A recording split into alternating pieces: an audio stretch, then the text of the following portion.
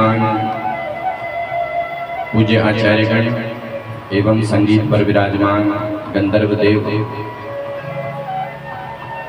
हिमाचल प्रदेश के इस पावन दिव्य क्षेत्र में भगवान की कृपा से समो नाम के ग्राम में श्रीमान मोहन सिंह गुलेरिया एवं उनकी धर्मपत्नी श्रीमती राधा देवी एवं उनके सुपुत्र श्रीमान अरविंद गुलेरिया एवं उनकी पुत्र वधू श्रीमती श्रेया देवी एवं उनके बड़े भ्राता सपरिकर मिलकर के अपने पिता श्री हरदयाल सिंह जी के चतुर्वार्षिक दिव्य श्राद्ध के महोत्सव में यहाँ दिव्य श्रीमद् भागवत का दिव्य आयोजन पितरों के मोक्ष के हेतु अपने इस निवास स्थल पर करवा रही है। भगवान की कृपा से आज इस कथा का पंचम दिवस है। भगवान चौथे दिन हम लोगों के बीच में आनंद घन परमात्मा के रूप से प्रकट होते हैं। कल हम लोगों ने भगवान के विविध अवतारों की कथा श्रवण करी, किस प्रकार से भगवान भक्तों की रक्षा के लिए बार बार अवतार धारण करते हैं। सबसे पहले हमने महाराज भगवान वामन का चरित्र श्रवण किया। उसके बाद भगवान राम रूप में प्रकट हुए। भगवान राम मर्यादा पालक हैं और मर्यादा की रक्षा के लिए भगवान का अवतार हुआ। एक श्लोक में कल राम कथा आप लोगों ने श्रवण की। भगवान राम चतुर्व्यूह अवतार में प्रकट हुए। राजा दशरथ ने मनु बन करके भगवान की तपस्या करी और वरदान मांगा, चाहो तुम्हें समान सुख। तो भगवान ने मन में विचार किया कि भैया हम जब भी प्रकट होते हैं तो भाई प्रकट कृपाला माँ के गर्भ से कभी प्रकट नहीं हुई। तो भगवान राम ने मन में विचार किया कि चलो कोई तो माता पिता बनाने के लिए तैयार है, क्योंकि भगवान को वैकुंठ में सारे सुख है, सब सुख भगवान को वैकुंठ में है, पर एक सुख नहीं है। कौन सा? बोले जो बच्चों को माँ से मिलता है। माँ जब खूब बच्चे को फटकार लगाती है तो भगवान ने मन में विचार किया कि ऐसी फटकार सुनने के लिए मेरा भी मन करता है। तो भगवान यशोश्री कौशल्या के गर्भ से प्रकट हुए। और कैसे प्रकट हुए? भई प्रगट कृपाला दीन दयाला कौशल्या हितकारी। चतुर्भुज नारायण के रूप में प्रकट हुई। पर अम्बा कौशल्या तो खूब स्तुति कर रही है। भगवान कहते कि मैं यहाँ ये स्तुति सुनने के लिए नहीं आया हूँ, अपनी बहुत स्तुति सुन ली, कान पक गए स्तुति सुन सुन करके, अब तो आपकी प्यार भरी फटकार सुनने के लिए आया हूँ। कौशल्या मैया कहती है कि प्रभु यदि वात्सल्य रस प्राप्त करना है तो बच्चा बनना पड़ेगा, तुम तो पिताजी बन करके खड़े हो। कोई माँ ऐसे बालक को देखेगी तो वो तो स्तुति करेगा। भगवान कहते कि मैया मुझे बच्चा बनना आता ही नहीं। माँ कहती कि हम सिखाते हैं। बोले मैया बताओ। बोले बेटा सबसे पहले 4 हाथ गायब करो, 2 हाथ गायब करो, 2 रखो। 4 हाथ वाले बच्चे पैदा नहीं होते। अच्छा मैया ठीक है, अब बताओ। बोले बेटा अब तुम छोटे हो जाओ। ठीक है मैया।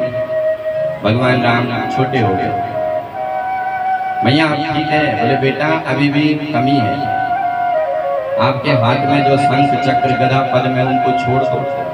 भगवान ने वो भी छोड़ दिए। बोले मैया अब ठीक है। बोले लाला, बच्चा जब प्रकट होता है तो वस्त्र पहन के नहीं आता है, निर्वस्त्र होता है। इन वस्त्रों का भी त्याग करो। तो भगवान ने वस्त्रों का भी त्याग कर दिया। भगवान कहते मैया अब तो ठीक है, अब तो मैं छोटा भी बन गया, वस्त्र भी त्याग गया।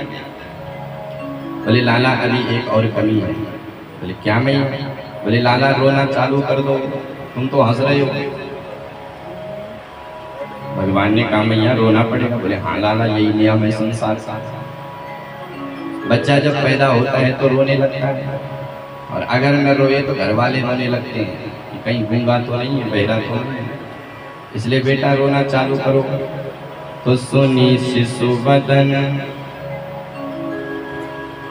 सुनी बचन सुजाना, रोदन ठाना, होई बालक सुर भूपा। सुनी बचन सुजाना, रोदन ठाना, होई बालक सुर भूपा। जहाँ चरित जगावई, हरि पद पावई, तेन परई भव को। चरित जगावई, हरि पद पावई, तेन परई भव को। ब्रह्मांड निकाया निर्मित माया, ब्रह्मांड निकाया निर्मित माया। रोम रोम प्रतिवेद कहे, भय प्रकट कृपाला, दीन दयाला, कौसल्या हितकारी। भय प्रकट कृपाला, दीन दयाला, कौसल्या हितकारी। भगवान राम का जन्म हुआ, कब हुआ?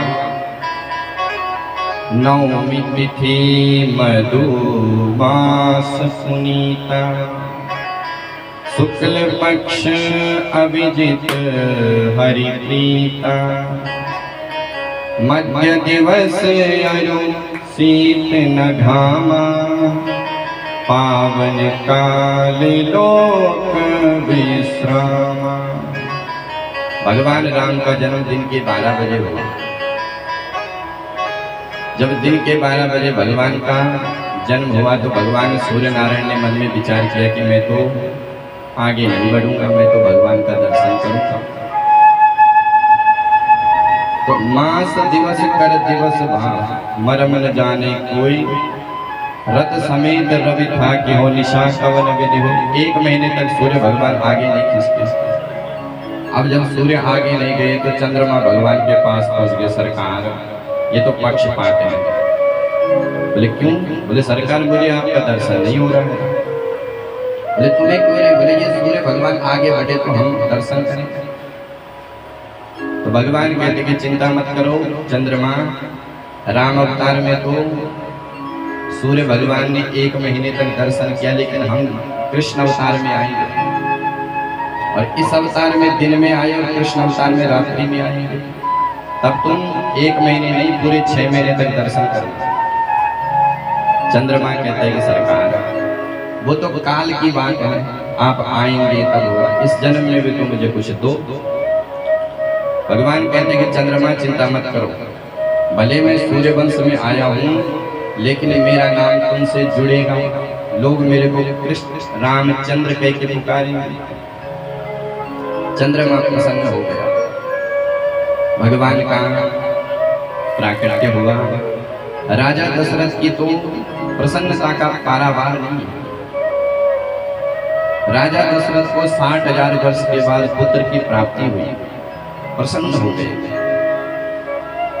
महाराज गुरु वशिष्ठ ने इनका नामांकन किया। भगवान आनंद की राशि है, सुख के स्वरूप है, तो नाम रखा श्री राम। भरत जी का नाम विश्वभरण पोषण कर जोई, ताकर नाम भरत अस होई। जो विश्व को भर दे, किससे भर दे? बोले भगवान की भक्ति से जो भर दे वही है भरत। और रिपुसूदन पद कमल नमामि, जाके सुमिरन तेर पुनासा, नाम शत्रुघ्न वेद प्रकाशा। जिनके सुमिरन मात्र से हृदय के जो 6 शत्रु हैं वो नष्ट होते हैं, ऐसे शत्रुघ्न जी का नाम रखा। और लक्ष्मण का नाम अंत में नामांतरण कर रहे हैं। अच्छा, क्रम तो ऐसा है कि राम, भरत, लक्ष्मण और शत्रुघ्न। लक्ष्मण का नाम अंत में क्यों नामांतरण क्यों किया? बोले लक्ष्मण सबके आधार है, से सबतार है। तो लक्षण धाम राम प्रिय, सकल जगत आधार। गुरु वशिष्ठ तेहि राखियो, लक्ष्मण नाम उधार। लक्षण धाम राम प्रिय। लक्ष्मण जी का केवल एक ही उद्देश्य है कि मेरे तो केवल राम है। राम जी से बिलग लक्ष्मण जी कभी नहीं हुए। राम जी से सबका वियोग हुआ, दशरथ का वियोग हुआ, भरत का वियोग हुआ, माँ जानकी का वियोग हुआ, लेकिन लक्ष्मण का वियोग कभी नहीं हुआ। और लक्ष्मण का जब अंत में वियोग हुआ तो भगवान ने उस वियोग को सहन न कर पाए। जब लक्ष्मण को एक काल पुरुष ने श्राप दिया तो भगवान राम ने अपने शरीर को ही त्याग दिया। तो ऐसे लक्ष्मण जी महाराज चारों भैयाओं ने सुंदर सुंदर लीला भी करी। गुरु गृह गयो पढ़न रघुराई, अल्पकाल विद्या सब आई। प्रात काल उठ के रघुनाथा, माता पिता गुरु नावई माथा। भगवान राम ने एक आदर्श की शिक्षा प्रस्तुत करी कि हमें कैसे जीना है, जैसे राम जी का जीवन है। धर्म की जिज्ञासा अगर जीवन में हो तो रामचरित्र श्रवण करो, क्योंकि रामो विग्रहवान धर्म, सारे धर्मों के विग्रह राम जी हैं। राम जी में सारे धर्म गूंथे हुए। एक दिन विश्वामित्र आए और विश्वामित्र ने राम लक्ष्मण को मांग करके अपने यज्ञ की रक्षा की। भगवान का संबंध यज्ञ से बहुत पुराना है। जहाँ जहाँ यज्ञ होते हैं भगवान वहाँ पहुँच जाते हैं। तो राम जी ने सुबाहु को मारा, मारीच को 100 समुद्र पार फेंका और विश्वामित्र के यज्ञ की रक्षा की। उसके बाद महाराज एक दिन मिथिला से एक दूत आया। दूत कहता है कि हे विश्वामित्र, हमारे जनकपुरी में हमारी बिटिया का स्वयंवर है, सीता स्वयंवर, तो आपको भी पधारना है। राम जी ने जैसे सुना कि महाराज जनक से चिट्ठी आई है तो राम जी प्रसन्न हो गए। धनुष यज्ञ सुनी रघुकुल नाथा, हर्ष चले। अच्छा, हर्षित होकर के क्यों जा रही है? क्योंकि राम जी को पता है कि मेरी होने वाली ससुराल है और ससुराल का आनंद मजा शादी से पहले ज्यादा होता है। शादी के बाद भले ससुराल थोड़ा फीका लगे, लेकिन शादी से पहले लोग बहाना ढूंढते हैं कि एक बार दर्शन हो जाए। तो धनुष यज्ञ सुनी रघुकुल नाथा, हर्षि चले मुनि वर के साथ। हर्षित होकर के जा रहे हैं। चले जाता ने दीन दिखाई, महाराज विश्वामित्र जी राम जी को छोटी छोटी कहानी सुनाते हुए जा रहे हैं। मार्ग में राम जी ने देखा एक शिला पड़ी है, नारी के आकार की पत्थर। तो राम जी ने विश्वामित्र जी से पूछा कि गुरुदेव ये शिला कैसी है? पूछा राम शिला प्रभु देखी, सकल कथा मुनि कहा विषय की।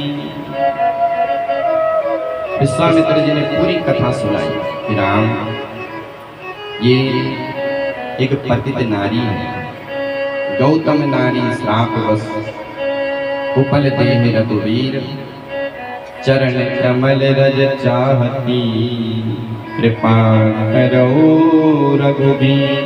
हे राघव ये तुम्हारे चरणों की रज की प्रतीक्षा कर रही है। राम जी ने कहा गुरुदेव ये रज की इच्छा क्यों रखती है? बोले राम इसका पतन रज से ही हुआ, इसलिए ये तुम्हारी रज की प्रतीक्षा कर रही है। भगवान राम ने उसका कल्याण किया। अब भगवान राम मिथिला में पहुंच रहे हैं। जैसे ही भगवान मिथिला में प्रवेश किए तो मिथिला के सब नर नारियां दौड़ दौड़ करके भगवान का दर्शन करने के लिए आ रही हैं। खूब दर्शन किया।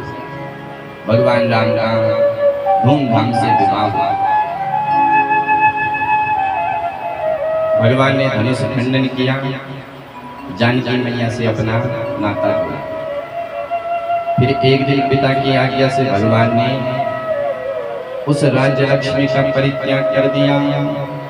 त्यक्त्वा सुदुस्त्यज सुरीप्सित राज्य लक्ष्मी।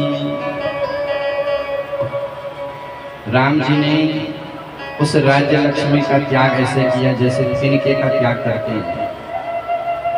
और वो ऐसे वैसी लक्ष्मी नहीं थी। स्वर्ग का राजा इंद्र जब राजा दशरथ के वैभव को देखता तो उसको लज्जा आती कि मेरा वैभव भी इतना नहीं है। राम जी को सवेरे कहा कि तुम्हें राजा बनना है, और शाम को पता चला अब कल राजा नहीं, कल तो हमको वनवास मिलेगा। पर राम जी को राज्य मिल रहा है तो हर्ष नहीं, और राम जी को वन मिल रहा है तो कोई गम नहीं। ये राम जी का चरित्र है। हम लोग महाराज सरपंच के अगर 2 वोट से रह जाए तो 4 दिन तक नींद नहीं आती। हमको 2 वोट मिल जाते तो हम तो गांव के सरपंच बन जाते। और राम जी को चक्रवर्ती की गद्दी मिल रही है तो कोई हर्ष नहीं, और वन मिल गया है तो कोई गम नहीं। ये राम जी का आदर्श है, ये चरित्र है। दुख बहुत बड़ा है, लेकिन राम जी ने अपने ज्ञान से उस दुख को खत्म कर दिया। राम जी ने जब कैकेयी मैया से पूछा कि माँ पिताजी रो क्यों रहे? तो कैकेयी मैया कहती कि राम तुम्हारे पिताजी तुमसे ज्यादा प्रेम करते हैं और तुम्हारा वनवास हो रहा है इसलिए ये रो रहे हैं। तो राम जी कहते कि माँ इतनी सी छोटी बात। राम जी कहते हैं हो रही बात पिताई दुख भारी, हो रही बात पिताई दुख भारी, हो रही बात पिताई दुख भारी, हो रही बात पिताई दुख भारी। होत प्रतीति न मोहे महतारी, होत प्रतीति न मोहे महतारी। हो रही बात पिताई दुख भारी, हो रही बात पिताई दुख भारी। माँ ये तो बहुत छोटी सी बात है, तो दुख बहुत बड़ा है, लेकिन राम जी का आदर्श है। माँ जानकी लक्ष्मण राम जी के साथ गए और प्रथम रात्रि तमसा की तीर पर निवास किया। उसके बाद भगवान राम श्रृंगवेरपुर में गए, निषाद राज के ऊपर कृपा करी और उसके बाद केवट से मिले। केवट और राम जी का बड़ा सुंदर संवाद है। केवट भगवान से खूब हंसी मजाक करता है। फिर भगवान आगे गए और चित्रकूट में भगवान ने वास किया। चित्रकूट रघुनंदन आए। चित्रकूट में भगवान राम ने सभी ऋषि मुनि कोल भील सभी को परमानंद प्रदान किया। और कोल भील सब राम जी के पास आते हैं कि प्रभु आपको किसी प्रकार की चिंता करने की आवश्यकता नहीं है, हमने ये सारा वन घूम रखा है, जो चीज आपको चाहिए हम आपको उपस्थित करवा देंगे।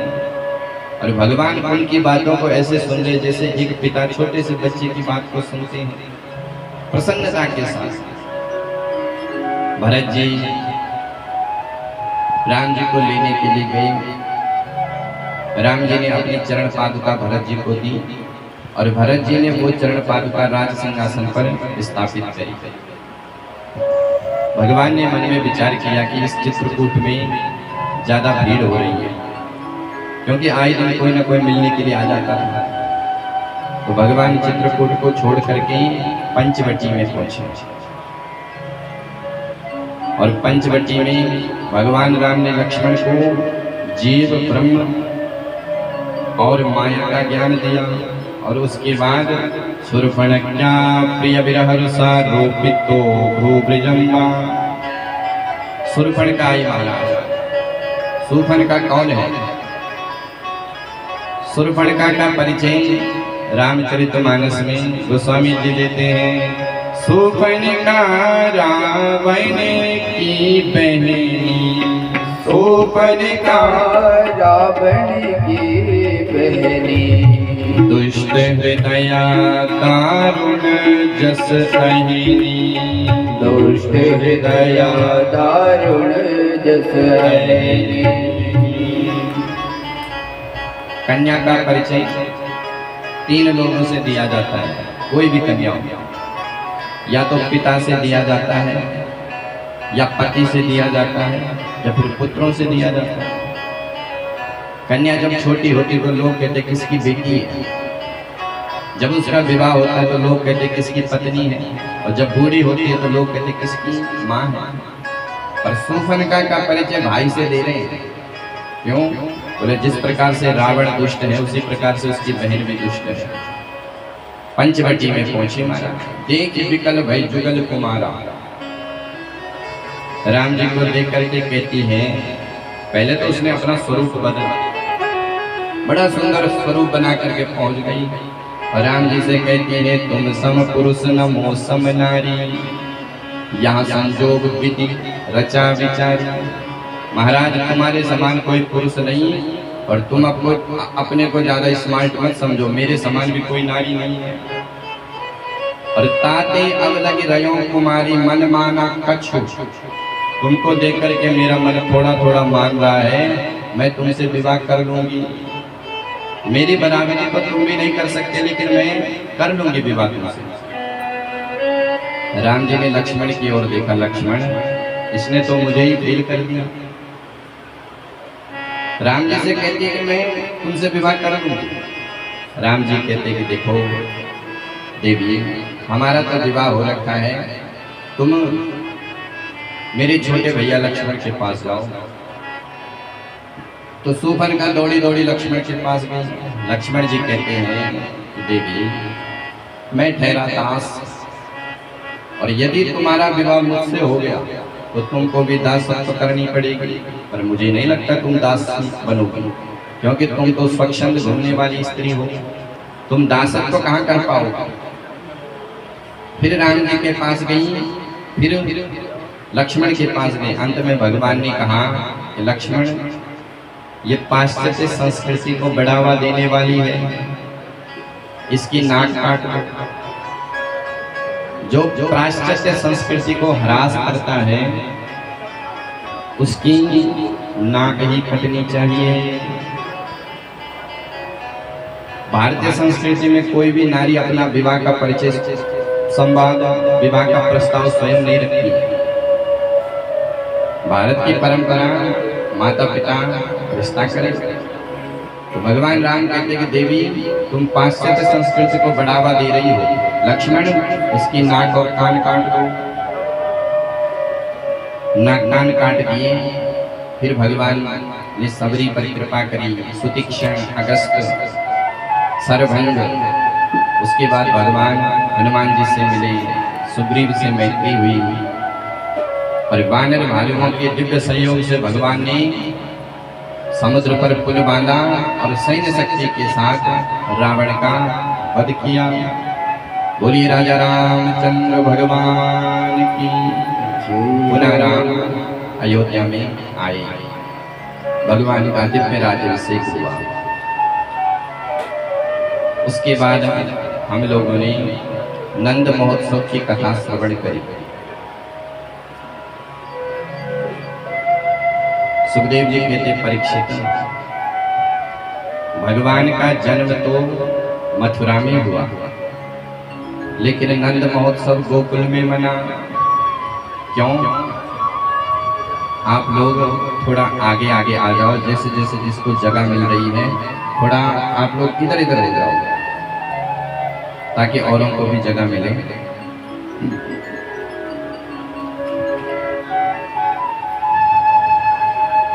हमारे गुरु महाराज कहते हैं कि भगवान का जन्म भले मथुरा में हो, मथुरा ज्ञानियों की नगरी है,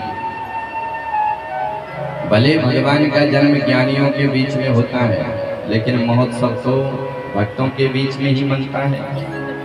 गोकुल में महोत्सव मना। नंदास्वात्मज उत्पन्ने। परीक्षित, आज नंद के घर लाला का जन्म नहीं, बल्कि मूर्तिमान आनंद ने ही जन्म लिया। जाता आह्लादो महामना। नंद बाबा आज परम प्रसन्न हो गए। महामना अति उद्धार चित्ता। नंद बाबा ने सबसे पहले ब्राह्मणों को बुलाया, जात कर्म संस्कार करवाया, खूब विधि विधान से पूजन हुआ। किसी ने पूछा महाराज जब बालक का जन्म होता है तो सूतक लग जाता है? बोले जब तक नालक छेदन न हो तब तक दान पुण्य करना चाहिए। तो ब्राह्मणों ने सबसे पहले स्वस्ति वाचन किया। वाचयित्वा स्वस्तयनं जात कर्मात्मजस्य वै कारयामासु विधिवद पितृदेवार्चनं तथा। ब्राह्मणों ने खूब स्वस्ति वाचन किया, जात कर्म संस्कार किया और नंद बाबा से कहते हैं कि बाबा जाओ यमुना में स्नान करके आओ। नंद बाबा दौड़े दौड़े गए, 108 डुबकी मारी और पहुंच गए। ब्राह्मण कहते हैं कि बाबा चलकर पूजा। ठीक है पंडित ब्राह्मण। अब ब्राह्मण देवता पूजन करवा रहे हैं। पादयोर पादयोर हस्तयोर अर्घ्यम आचमनीयम सर्वांग स्नानम जलम समर्पयामि।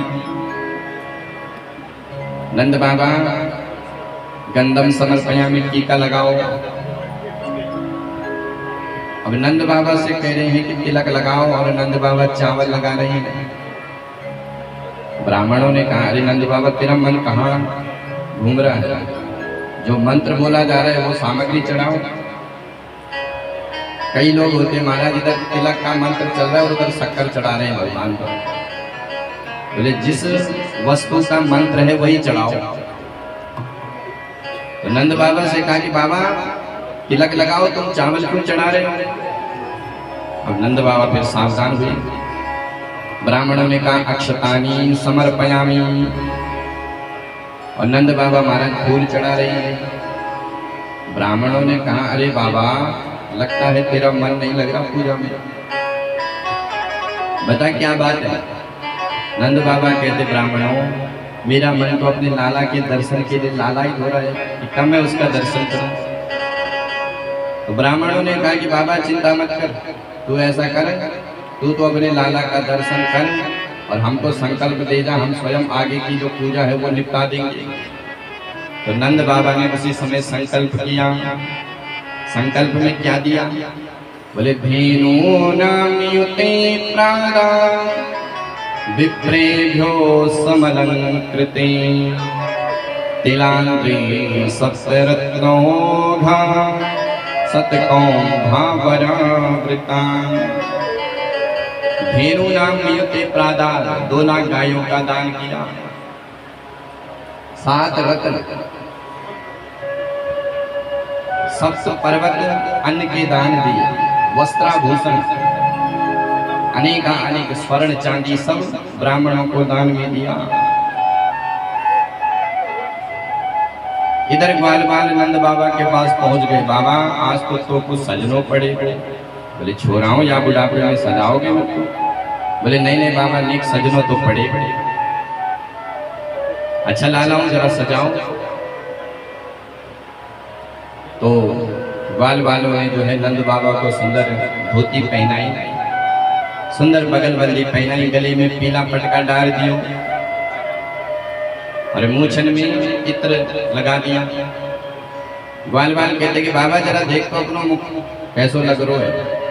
तो नंद बाबा ने जो दर्पण में देखा तो नंद बाबा कभी अपनी पीतांबरा ठीक करें, कभी अपनी बगलबंदी संभाले, कभी अपने मुकुट को संभाले। नंद बाबा कहते छोराओं सच्ची सच्ची बताओ मैं कैसो लग रहा हूँ? बोले बाबा सच्ची बताऊं तो तू ऐसो लग रो जैसे आज ही तेरो ब्याह भयो। नंद जवाल ने आ पकड़े कई लोग लाचन को व्यवसायी, मोद भरे कैसे फेंट चले तब नंद बाबा सबके मन भाई। आज नंद बाबा परम प्रसन्न हो गए। नंद बाबा ने दोनों हाथों से लुटाया, खूब दान किया। लोग दान लेकर के जा रहे हैं नंद प्रांगण से और आपस में चर्चा कर रहे हैं। लोग दान लेकर के जा रहे हैं, आपस में कह रहे हैं कि भैया तू क्या लाया? तो वो कहते हैं कि देख मेरे पास चांदी का लोटा। दूसरी कहती अरे दानी की तू चांदी लेने गई, देख मेरे पास सोने की कटोरी। अरे बहन ये सोने की कटोरी कहाँ बट रही है? बोले 2 नंबर के दरवाजे पर। अच्छा, उसने चांदी का लोटा फेंका और कटोरी लेने के लिए दौड़ पड़ी। अब सोने की कटोरी लेकर के कहीं बीच में कोई और मिल गई। बहन क्या लेके आई? बोले बहन मैं तो सोने की कटोरी लेके आई, तू क्या लेके आई? उसने कहा अरे जा तू सोना लेने गई, देख मेरे पास हीरे का सुंदर हार। अच्छा ये हीरे का हार कहाँ बट रहा है? बोले 4 नंबर के दरवाजे पर। मानो आज नंद बाबा दोनों हाथों से लुटा रहे हैं लेकिन खजाना खाली नहीं होता है। ऐसा लग रहा है परीक्षित मानो साक्षात लक्ष्मी ही अपने प्रियतम के प्राकट्य महोत्सव में खूब नृत्य कर रही हो। महोत्सव करते करते 6 महीने बीत गए, किसी को पता ही नहीं चला।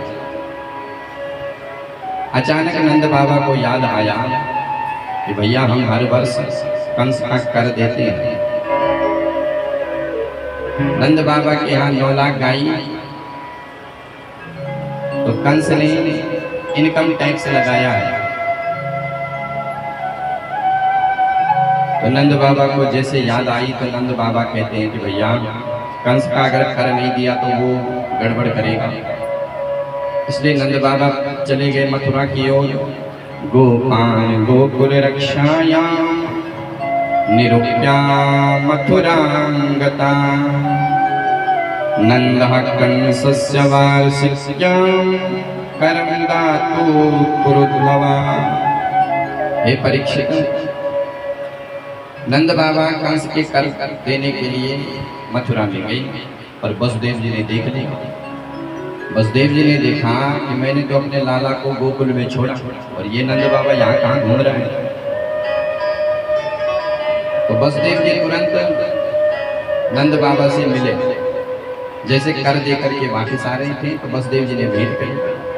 नंद बाबा राम राम। नंद बाबा कहते कि भैया राम राम। वसुदेव जी कहते कि नंद बाबा भले तू मुझसे छुपा ले लेकिन मेरे को सब पता है कि या बुढ़ापे में तेरो छोरा भयो है। नंद बाबा कहते हैं कि भैया ये सब तुम्हारो ही आशीर्वाद है, पर मैंने अपनी प्रसन्नता इसलिए व्यक्त नहीं करी क्योंकि मैं जानता हूँ कि तुम्हारी पत्नी के गर्भ से 6 संतानों की हत्या दुष्ट कंस ने करी, इसलिए मैंने अपनी प्रसन्नता तुमसे व्यक्त नहीं करी। मित्र वो होता है जो अपनी प्रसन्नता दुखी मित्र से न करे।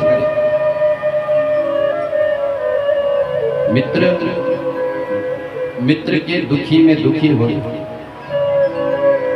मित्र तो दुखी है और दुखी मित्र से अपनी प्रसन्नता अपना वैभव बताए कि मैं तो ऐसा हूं। और बसदेव जी को तो अपने लाला की पड़ी है। बसदेव जी ने कहा नंद बाबा मैं ज्योतिष को बड़ो भारी पंडित हूँ। बोले अच्छा बाबा। बोले हाँ, और मैं तेरे ललाट की रेखा देख के बता सकता हूँ कि तेरे घर में कुछ उत्पात होने वालों हैं, कुछ उत्पात होने वाला है। अब नंद बाबा की धड़कन तेज हो गई। नंद बाबा सीधे गोकुल की ओर दौड़ लगाई, पर नंद बाबा तो पहुंचे नहीं। कन्हैया जी की मौसी जी पहुंच गई। कंसेन प्रहिता घोरा, कंसेन प्रहिता घोरा, पूतना बाल घातिनी, शिशुश्चारं निगनहन्ति, पुरग्रामा ब्रजादिषु। नगर ग्रामों में भ्रमण करती हुई पापनी पूतना पहुंच गई। नंद प्रांगण की ओर लोग बधाई लेकर के जा रहे थे। नंद के आनंद भयो जय कन्हैया लाल की खूब गा रहे थे। तो पूतना ने मन में विचार किया कि लगता है किसी का पूत हुआ है। पूतना कहती है कि मेरा नाम पूतना, पूतान भक्षेत, जो दूसरे के बालक को देख न सके वही तो पूतना है। तो पूतना ने भी एक सुंदर स्वरूप बनाया महाराज, बड़ा सुंदर स्वरूप बनाया। सुखदेव जी कहते परीक्षित ऐसी लग रही थी जैसे श्रीदेवी हो। अब श्रीदेवी का दूसरा मत लगा लेना आप, फिल्म वाली श्रीदेवी नहीं, श्री कहते हैं लक्ष्मी को। बड़ा सुंदर उसने स्वरूप बनाया है। ताम केश बंदा व्यदिशित मल्लिका, बड़ा सुंदर सौंदर्य, बालों में सुंदर सुंदर केत चंपक के पुष्प गूंथे हुए, और सब बधाई दे करके जा रहे हैं। तो पूतना ने भी नाटक किया, वो भी बधाई देने लगी। अब यशोदा को जब बधाई दी कि अरे यशोदा बहन, मैंने जैसे सुनी कि या बुढ़ापे में तेरा छोरा भयो है, मैं तो अपने को रोक न पाई। यशोदा कहती है कि बहन जा, मेरा लाला अभी पलने में सो रहा है, दर्शन कर ले। तो पूतना पलने की ओर बढ़ रही है, पर जैसे भगवान ने देखा तो तुरंत अपनी आंखें बंद कर ली। विभूज्यतां बालकमारिका गृहं, चराचरात्मा निमिलिते क्षण। चराचर जगत के स्वामी भगवान कृष्ण ने अपनी आंखें बंद करी। अच्छा, भगवान ने आंखें बंद क्यों करी? मानो भगवान ने आंखें इसलिए बंद करी कि भगवान ने मन में विचार किया कि हम आए हैं दुष्टों को मारने के लिए, और लगता है शुभारंभ होने वाला है। तो व्यक्ति जब किसी कार्य को प्रारंभ करता है तो सबसे पहले मंगलाचरण करता है, भगवान का चिंतन करता है। तो मानो भगवान आंख बंद करके मंगलाचरण कर रही हैं, अथवा भगवान विचार करते हैं कि भैया मैं आया हूँ माखन मिश्री को खाने के लिए, और ये मेरे को विष पिलाना चाहती है। तो मानो भोले बाबा का स्मरण कर रहे हैं, हे भोले बाबा सावन चल रहा है और ये दुष्ट पापनी पूतना हमको विष पिलाना चाहती है, और विष पीने का अभ्यास तो हमारे भोले बाबा का है। तो भोले बाबा का स्मरण कर रहे हैं कि भोले बाबा तुम्हें आके बचाओ। अथवा भगवान जब भी देखते हैं तो सुपात्र पर देखते हैं। कोई व्यक्ति कपटी है, कपट का भेष धारण करके आया है, तो भगवान कभी कपट पर दृष्टिपात नहीं करते हैं, क्योंकि भगवान की एक प्रतिज्ञा है। कौन सी? निर्मल मन जन सो मोहि पावा। निर्मल मन जन सो मोहि पावा। निर्मल मन जन सो मोहि पावा। निर्मल मन जन सो मोहि पावा। मोहि कपट छल छिद्र न भावा। मोहि कपट छल छिद्र न भावा। निर्मल मन जन सो मोहि पावा। निर्मल मन जन सो मोहि पावा। मोहि कपट छल छिद्र न भावा। मोहि कपट छल छिद्र न भावा।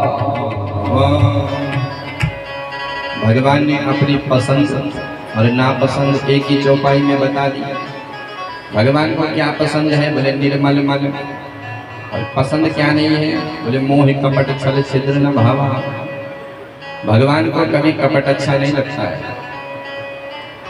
तो भगवान ने मन में विचार किया कि ये पूतना कपट वेश धारण करके आई है। जीव जैसा हो वैसा बन करके भगवान के पास जाए तो भगवान उसको स्वीकार करते हैं, लेकिन कुछ है और कुछ बन करके जाए तो फिर भगवान उसको देखते नहीं है। कपट का वेश धारण करके पूर्व में शूर्पणखा भी आई थी, पर शूर्पणखा के साथ भगवान ने बात तो करी लेकिन एक बार भी देखा नहीं। शूर्पणखा को जवाब तो दिया, लेकिन कैसे जवाब दे रहे हैं? सीता चितई कही प्रभु बात। सीता चितई कही प्रभु बाता। सीता जी को देख रहे हैं तो भगवान कृष्ण ने मन में विचार किया कि राम अवतार में तो हमारी जान के साथ में थी, लेकिन यहाँ पर तो अभी पता नहीं है कहाँ है। तो इसलिए भगवान ने आंखें बंद करी। पूतना ने समझ लिया कि बालक सो रहा, दबे पांव आगे बढ़ी, लाला को उठा लिया और स्तनपान करवाने लग गई। भगवान ने भी स्तनपान करना चालू कर दिया। पहले तो दूध पिया, उसके बाद भगवान ने जो है पूतना के प्राणों को ही समन करने लग गई। जो पूतना के प्राणों का हरण भगवान ने किया तो पूतना के मर्मस्थलों में भयंकर वेदना हुई। पूतना चिल्लाने लग गई, सामुंच मुंचालमिति प्रवासिनी निपिट्यमाना किल जीव वर्मणि। हे बेटा कन्हैया छोड़ दे, हे बेटा कन्हैया छोड़ दे। भगवान कहते कि मौसी जी बस यही काम हमको नहीं आता है। हम पहले जल्दी से किसी को पकड़ते नहीं हैं, और एक बार पकड़ लिया तो फिर छोड़ते नहीं हैं। भयंकर वेदना हुई। पूतना अपने शरीर में आई और जैसे दौड़ लगाई तो धड़ाम से नीचे गिरी। जैसे नीचे गिरी तो ब्रज 84 कोस का जो क्षेत्र है वो कांप गया। यशोदा एकदम से डर गई, मेरा लाला कहाँ है? जो पलने में देखा तो पलना सुना। इतने में ग्वाल बाल दौड़े दौड़े आए, मैया तो अपने लाला को ढूंढ रही है। बोले हाँ छोड़ रहा हूँ, मैं ढूंढ रही हूँ। बोले मैया तेरो लाला तो उस पूतना के पेट पर चढ़ा हुआ है। यशोदा ने सभी को इकट्ठा किया और जैसे जैसे लाला को पहले नीचे उतारा सीढ़ी के द्वारा। यशोदा मैया ने अपने लाला को स्तनपान कराया। जब कन्हैया ने स्तनपान किया तब मैया ने विचार किया कि मेरो लाला ठीक है। यशोदा मन में विचार करती है कि मेरो छोरा इस पूतना के पेट पर कैसे चढ़ गया। सब अपनी अपनी बुद्धि लगा रहे हैं और किसी को समझ में नहीं आ रही कि बात क्या हुई। इतने में नंद बाबा भी पहुंच गए दौड़ते दौड़ते। ग्वाल बालों ने नंद बाबा को घेर लिया। बाबा आज तो गजब हो गया। क्या हुआ छोराओं? अरे बाबा तू तो मथुरा गयो और इधर पूतना आ गई। फिर बोले उसने तेरे छोरा को लेकर के भाग रही थी, न जाने नारायण की कैसी कृपा हुई कि उसका पैर फिसल गया और वो पीठ के बल गिर पड़ी और मर गई। बाबा अब ये मरी तो मरी, पर इसका क्या करें? नंद बाबा कहते कि ऐसा करो कि इसके शरीर से जो वृक्ष टूटे हैं उसी के ऊपर पटक दो, इस पर आग लगा दो। ग्वाल वालों ने वैसा ही किया। पर परीक्षित जैसे उसका शरीर जल रहा था तो ब्रज 84 को उसका जो ब्रज मंडल है उसके शरीर से सुगंधी आने लग गई। बड़ी दिव्य सुगंधी आई। परीक्षित ने कहा गुरुदेव ये महापापिनी पूतना और इसके शरीर से सुगंध। सुखदेव जी कहते परीक्षित ये पापनी थी पर अब ये पापनी नहीं है। परीक्षित पूतना के जीवन में एक भी गुण नहीं है। परीक्षित इसका पूरा परिचय सुनो। सुखदेव जी कहते हैं पूतना लोक बालग्नि राक्षसी रुधिरासना। इसका नाम क्या है? बोले पूतना, नाम भी अपावन। अच्छा काम बढ़िया करती होगी? बोले नहीं नहीं, काम भी अच्छा नहीं करती है। लोक बालग्नि, बालकों की हत्या करती है। अच्छा इसका भोजन बढ़िया होगा? बोले नहीं नहीं, भोजन भी इसका दूषित है। रुधिरासना, खून पीती है बच्चों का। अच्छा इससे जाति श्रेष्ठ होगी? बोले नहीं नहीं, जाति भी इसकी अधम है, राक्षसी। एक भी सद्गुण नहीं है। लेकिन धन्य है सरकार, भगवान ने एक गुण ढूंढ लिया। वो तो गुणों को बार बार भरते हैं। कोई तो बहाना बने कि मैं इस जीव का कल्याण करूं, लेकिन अभागा जीव बहाना भी नहीं देता भगवान को। अहो वकीयं स्तनकालकूटं जिघांसया पाययदप्यसाधि।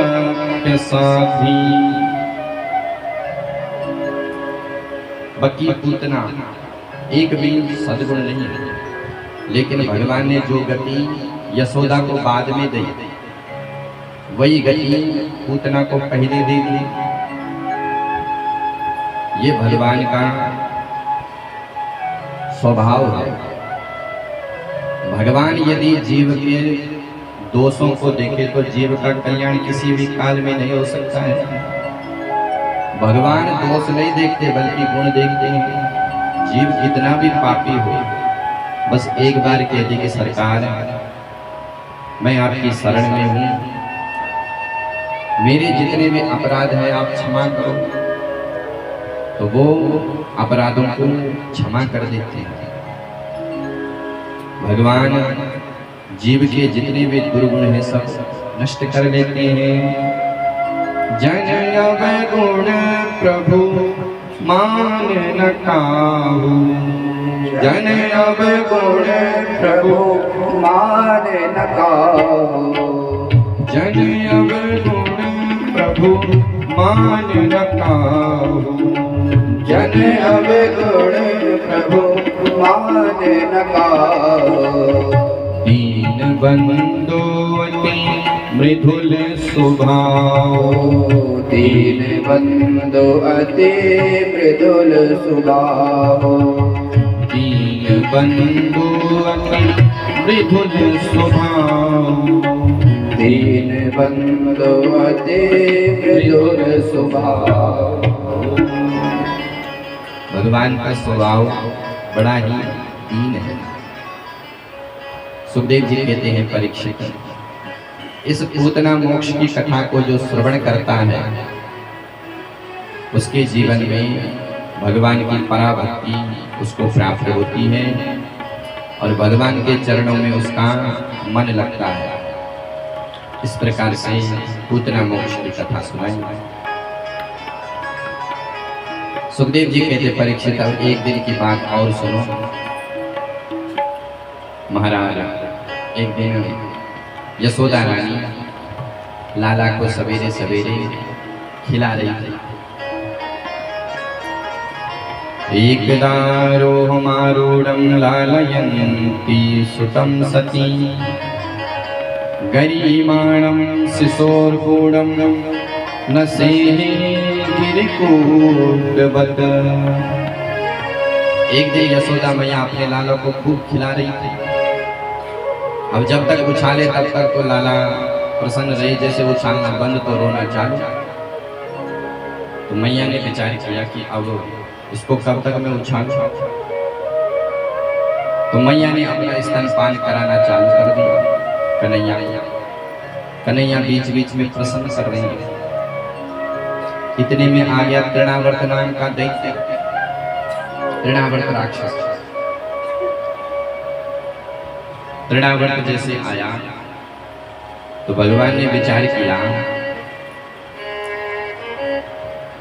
कि मैया जरा थोड़ा मेरे को नीचे रखे तो मैं मामा जी से मिल लूं, पर मैया नीचे नहीं रखी। तो भगवान ने अपने शरीर को बढ़ाया। गरीमाणं शिशोर्गूढं न सेहे गिरिकूटवत्। पर्वत के समान भगवान भारी हो गए। अब मैया को समझ न पाए। मैया ने कहा मेरे फूल जैसो छोरा अभी इतना भारी कैसे हो गया। तो भगवान ने माया फैलाई। मैया को लगा कि मैंने इसको दूध जो पिलाया और दूध पीने से जो है ये भारी हो गया। तो मैया कहती लाला पहले दूध को पाचन कर ले, फिर उसके बाद तेरे को अपनी गोद में लूंगी। तो मैया ने लाला को नीचे रख लिया और भीतर चली गई काम के लिए। इधर तृणावर्त को मिला मौका, चक्रवात बन करके आया और भगवान को उठा के ले गया। भगवान भी उसके साथ उसके उड़न खटोले पर बैठ करके उड़ गए।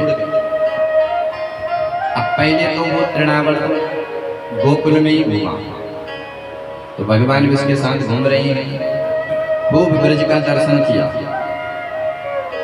कि ये छिपी गली, ये कुंज गली, ये निधिवन, ये सुदामा को घर, ये मधुमंगल को घर, ये विशाखा को घर, ये ललिता को घर, ये सब भगवान देख रहे हैं। क्यों? बोले आगे चल करके चोरी भी करनी है और चोर वही सार्थक है हमारा जिसने पहले से निरीक्षण कर रखा है। तो भगवान खूब घूम रहे हैं। पर जैसे तृणावर्त ने मथुरा की ओर उड़ान भरी तो भगवान ने अपने शरीर को बढ़ाया। इतने भारी हो गए कि तृणावर्त ने बार बार पीछे देख रहा है कि कहीं मैं ब्रज का नंद प्रांगण का काला पत्थर तो नहीं उठा के लाया। अब बार बार पीछे देख रहे हैं। भगवान मन ही मन में सोच रहे हैं कि देखो इस मूर्ख को, मेरे भक्त पत्थर में मुझे देखते हैं और ये दुष्ट मुझ में पत्थर को देख रहे हैं। चलो इसकी खोपड़ी पत्थर में ही फोड़ती है। भगवान ने उसका गला दबाया और उसको नीचे फेंक दिया। तमंतरिक्षात् पतितं शिलायां विशीर्ण सर्वावयवं कराला। खोपड़ी उसके पत्थर पर फूट गई। सुखदेव जी कहते परीक्षित एक दिन भगवान का जन्म नक्षत्र आया।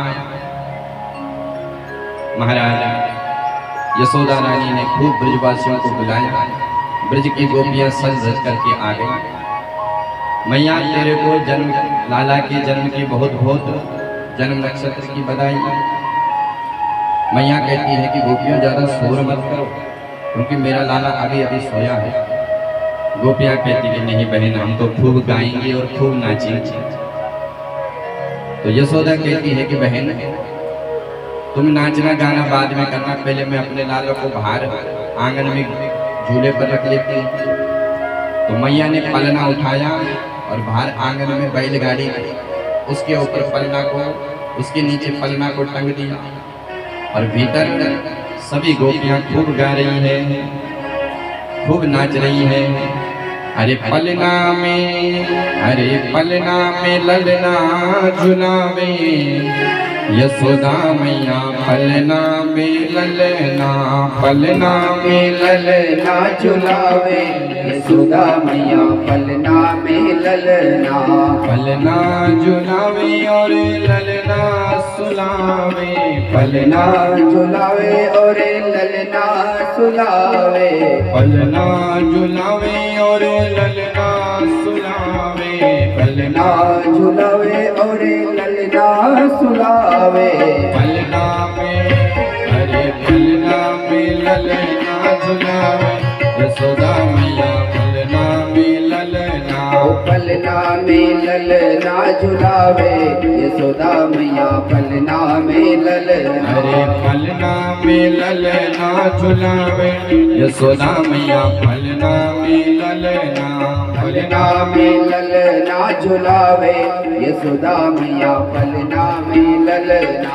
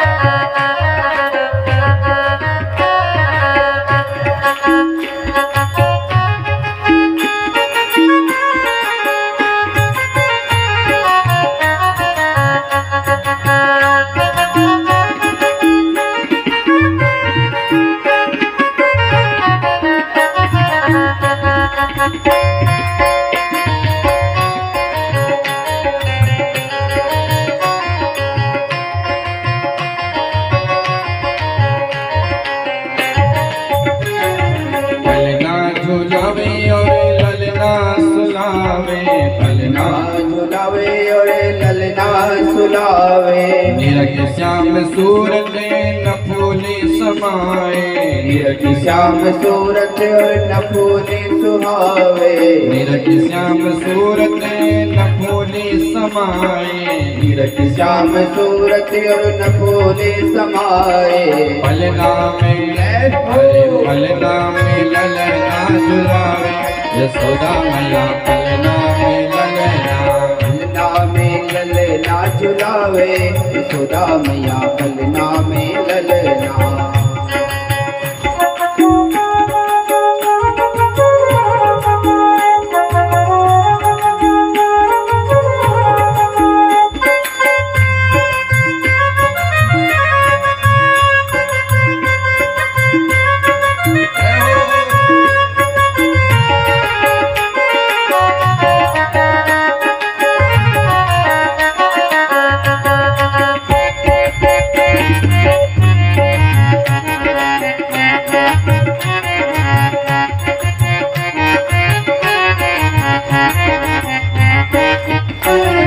नजरिया उतारे और ठिठोनो लगाए, नजरिया उतारे और ठिठोनो लगावे। नजरिया उतारे और ठिठोनो लगाए, नजरिया उतारे और ठिठोनो लगावे। करे राय नौनो और उठानो उड़ावे, करे राय नौनो और उठानो उड़ाए। पलना में पलना में ललना झुलावे, यशोदा मैया पलना में ललना। पलना में ललना झुलावे, यशोदा मैया पलना में ललना।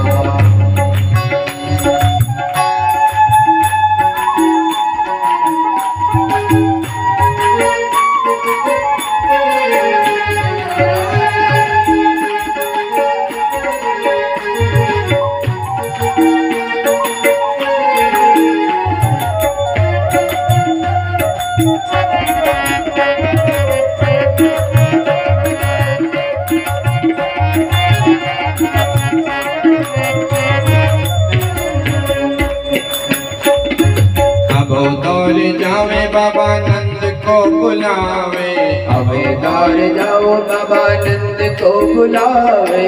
लाला उठाए दोनों गोदी खिलावे, लाला उठावे दोनों गोदी खिलावे। लाला उठावे दोनों गोदी खिलावे, लाला उठावे दोनों गोदी खिलावे। अरे पलना यशोदा मैया पलना में ललना, पलना में ललना झुलावे, यशोदा मैया पलना में ललना, पलना में ललना झुलावे, यशोदा मैया पलना में ललना, पलना में ललना झुलावे, यशोदा मैया पलना में ललना, पलना में ललना, पलना में ललना, पलना में ललना, पलना में ललना, पलना में ललना। महाराज इधर तो गोपियां खूब गीत गा रही है और उधर सोते कन्हैया की नींद खुल गई। कन्हैया ने मन में विचार किया कि भैया गीत गब रही है मेरे और मेरे को ही बाहर कर दिया। तो कन्हैया ने पहले रोना चालू किया पर किसी ने नहीं सुना, क्योंकि खूब मस्त हो रखे सब गा रही थे। इतने में आ गया सक्तासुर नाम का दैत्य। कन्हैया ने मन में विचार किया कि ये बड़े मौके पर आया है। जैसे सक्तासुर आया, गाड़ी के ऊपर बैठा, भगवान ने एक लात मारी और गाड़ी तो महाराज आकाश में उड़ गई और जितने भी मांड मटके थे सब धमाधम फूट गए। अब धम धम की आवाज जब मैया ने सुनी भीतर तो दौड़ लगाई, भाई ये क्या हुआ। मैया ने देखा सारे माखन के मटके सब फूटे। मैया ने मन में विचार किया कि ना तो कोई भूकंप आया, ना तूफान चला, ना कोई सांड बैल निकला, ये मटके कैसे फूट गए। इतने में 2-3 ग्वाल बाल आए, मैया हम बताएं। बोले हाँ छोराओ बताओ। बोले मैया तुम तो भीतर गीत गबने में मस्त थी, तेरो लाला पहले रोने लग गए और जब इसकी आवाज काऊ ने नहीं सुनी तो इसने इस गाड़ी पर जोर की लात मारी और लात मारते ही ये गाड़ी आकाश में उड़ गई। यशोदा कह रही अरे छोराओ तुम भांग पी के तो नहीं आ रखे। अरे मेरे अभी कल को छोरा इसने गाड़ी पर लात मार दी, भागो यहाँ से। मैया ने सबरे वाले भगा दिया। इस प्रकार से भगवान ने सकट भंजन किया। सुखदेव जी कहते परीक्षित इधर मथुरा में वसुदेव जी एक एक दिन भगवान के गिन रहे हैं कि आज मेरो लाला 1 साल को हो गया होगा। तो वसुदेव जी महाराज गर्गाचार्य जी के पास गए और कहा कि महाराज आज मेरो छोरा 1 वर्ष को हो गया, तुम ऐसा करो कि मेरे लाला का नामांकरण कर आओ, क्योंकि अभी तक कन्हैया का नामकरण नहीं हुआ। तो गर्गाचार्य जी पहुंच गए नंद के घर। नंद बाबा ने खूब स्वागत किया गर्गाचार्य का। नंद बाबा कहते हैं कि महाराज जब से मेरे लाला ने इस ब्रज में जन्म लिया तब से न जाने कैसे कैसे उत्पात होते हैं। जरा मेरे छोरे की जन्म नक्षत्र तो देखो, जन्म कुंडली तो देखो। गर्गाचार्य जी कहते हैं कि नंद बाबा क्या नाम रखा है छोरा को, जरा बता कौन सी राशि बनती है, कौन सा क्या नाम है। नंद बाबा कहते बाबा भी नामांकरण तो हुआ नहीं। गर्गाचार्य जी हंसने लगे, अरे नंद बाबा साल भर को छोरा है गयो, अभी तक नामांकरण ना भयो। बोले बाबा आज तुम आए हो तो तुम ही नामांकरण करो।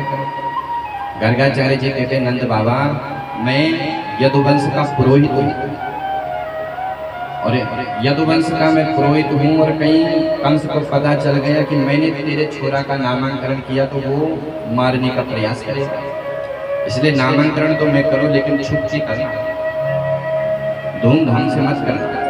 ठीक है बाबा आप तो गौशाला में बैठो और मैं दोनों छोराओं को भीतर से लेके आता हूँ। नंद बाबा ने रोहिणी और यशोदा को आवाज लगाई, हे देवियों आज गर्गाचार्य जी आए हैं, चलो अपने छोराओं का नामांकरण करते हैं। तो यशोदा मैया के पास रोहिणी मैया आई, मैया इस बाबा का हमने खूब नाम सुना है, ये त्रिकालज्ञ हैं, चलो इनकी परीक्षा लेते हैं। यशोदा मैया कहती है कि अरे बहन परीक्षा कैसे ले? बोले ऐसा करते हैं कि तेरो छोरा मैं ले लेती हूँ और मेरो लाला तू ले ले, पहचान जाएगा तो पक्को पंडित, नहीं तो फिर पार्ट टाइम वाला है झोला छाछ। अच्छा बहन तो कन्हैया को उठा लिया रोहिणी ने और बलराम जी को उठा लिया यशोदा ने। पहुंच गई गौशाला में। अब गर्गाचार्य ने जो देखा कि ये क्या गड़बड़ चल रही है, यशोदा की गोद में जो रोहिणी पुत्र को देखा तो गर्गाचार्य जी कहने लग गई, अयम हि रोहिणी पुत्रो रमयन् सूर्दो गुणे आख्यस्ते राम इति बलाधिक्यात् बलं विधो। मैया अयम ही रोहिणी पुत्रो, यशोदा तेरी जो गोद में है ये रोहिणी पुत्र है।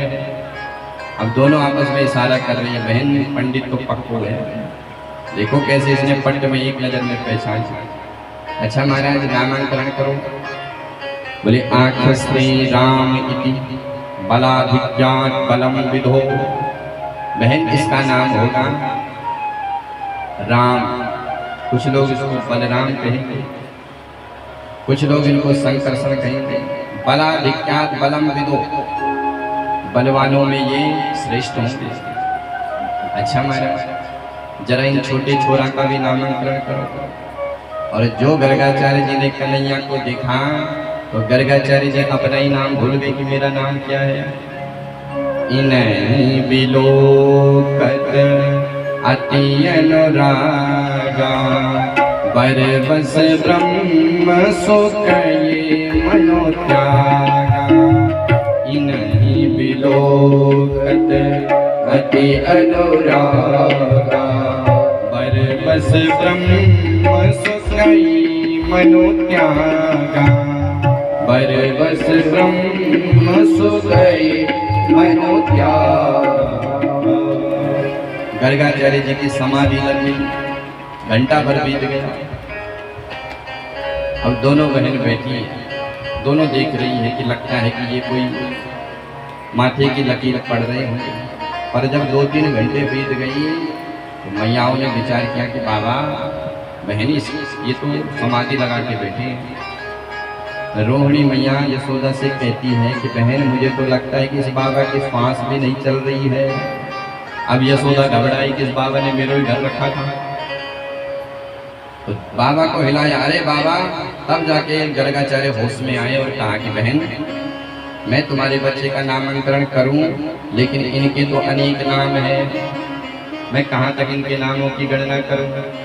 बहूनि सन्ति नामानि रूपाणि च सुतस्य ते गुणकर्मानुरूपाणि तान्यहं वेदनो जना। मैया इनके नामों से वेद भरे हैं, विष्णु सहस्त्र नाम, गोपाल सहस्त्र नाम, न जाने कितने इनके नाम हैं। इनके नाम अनेक अनूपा मैंने कही समति अनुरूपा। इनके नाम अनेक अनूपा मैंने कही समति अनुरूपा। बहूनि सन्ति नामानि, मैया इनके अनेक नाम हैं। यशोदा मैया कहती कि बाबा मुझे अनेक नामन से कोई लेनो देनो ना है, तू तो मेरे छोरा को एक नामकरण कर दे। बोले तो मैया या समय हम इसका नाम रखते हैं कृष्ण। अच्छा बाबा ये कृष्ण का मतलब क्या हुआ? बोले कृष्ण का अर्थ है कर सही कृष्ण, जो अपनी ओर सबको आकर्षित करे, उसी का नाम तो कृष्ण है। कृष्ण शब्द जो है ये बड़ा अटपटा है, कई लोग इसको ले भी नहीं सकते। और जो मल्ला लोग होते हैं, मछली पकड़ने वाले, जैसे कृष्ण शब्द में री है, ऐसे नीचे री, तो मल्ला भी अपने उस कुंडी में ऐसा ही लगाते हैं। और एक बार मछली पकड़ गई फिर वो छूटती नहीं है।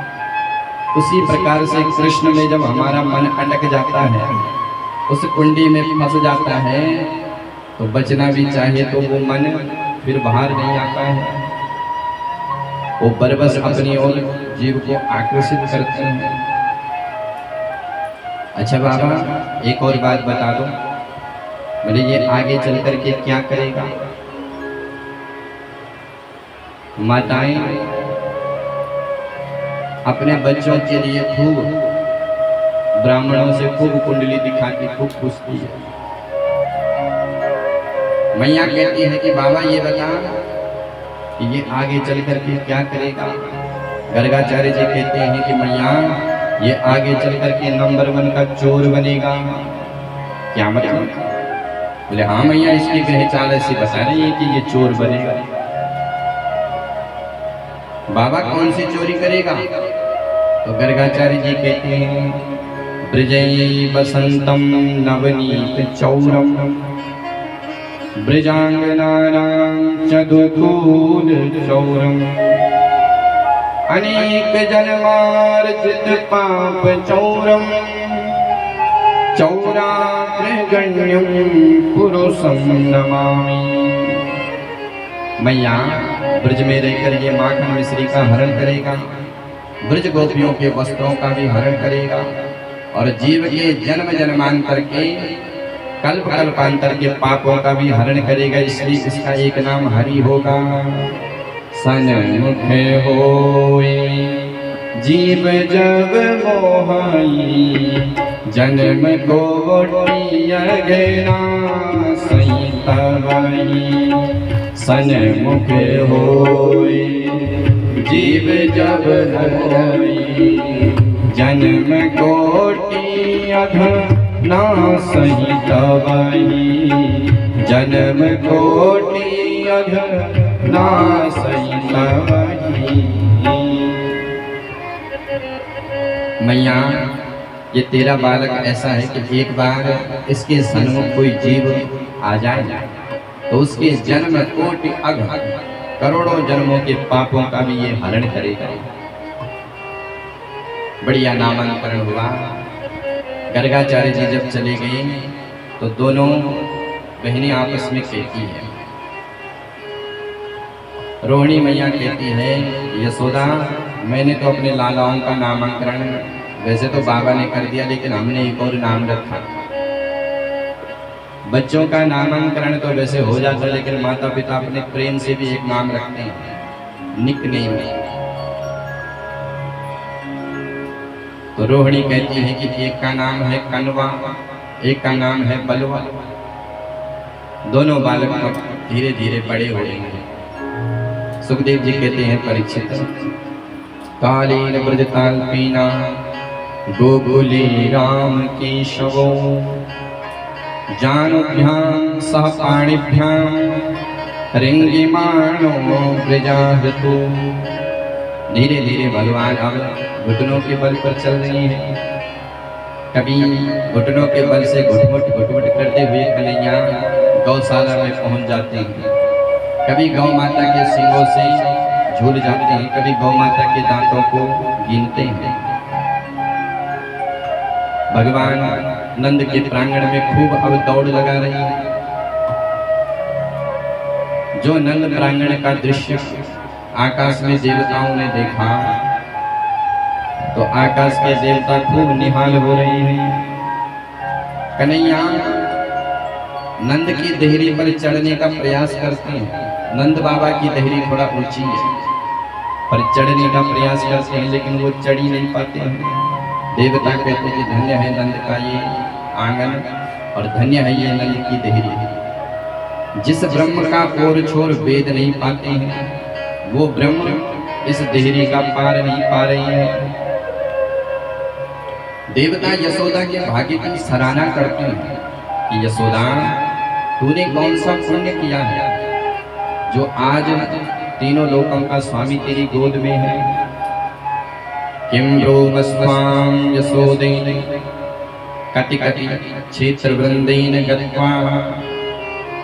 हे यशोदा तू कौन कौन से तीर्थों में गई और कैसे ब्राह्मण देवताओं से तुमने उन तीर्थों में धर्म अनुष्ठान करवाया, जिसके फलस्वरूप जो परमात्मा इंद्र वरुण ब्रह्मा शिव के लिए भी दुस्त्यज्य है।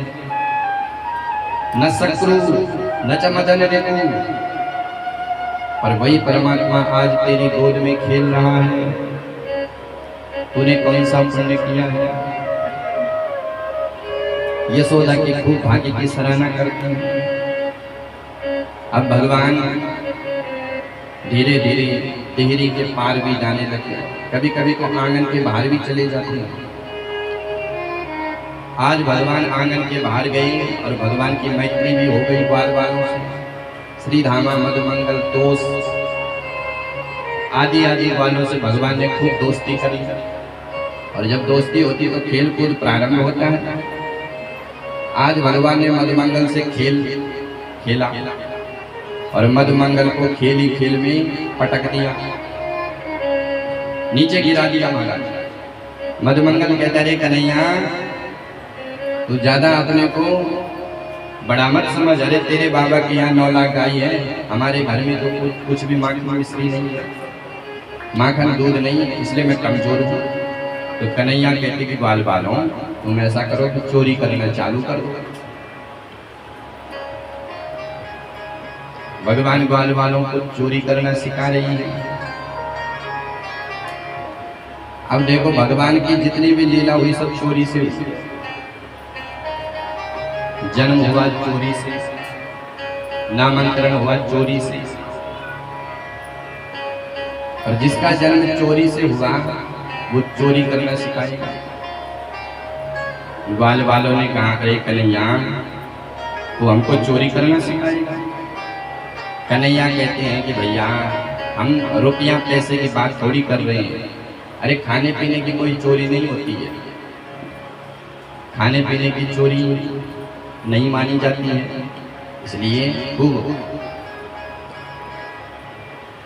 माखन मिश्री खाओ और लालाओं, गौ पालन करने वाले हम गोकुल के ग्वाले और गौरस खाने वाले मथुरा के लाले। मथुरा के लोग खूब माखन मिश्री, खूब माखन खाएंगे, खूब बलवान हो जाएंगे और एक दिन हमको पछाड़ देंगे, इसलिए तुम भी खूब खाओ।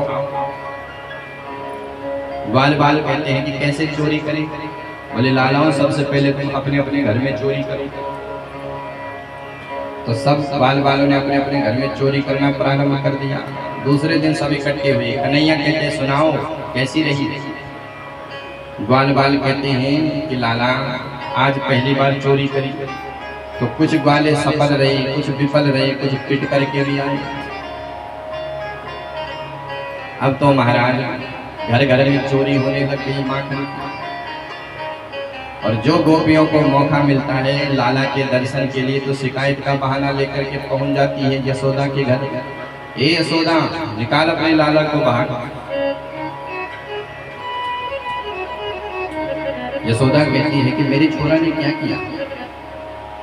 बोले बहन, तेरे लाला ने हमारी नाक पे दम करके रखी है, ये हमारे घर में घुस जाता है, माखन मिश्री खाता है और मटकी भी फोड़ के चला जाता है। अब यहाँ पर गोपियां खूब शिकायत कर रही हैं।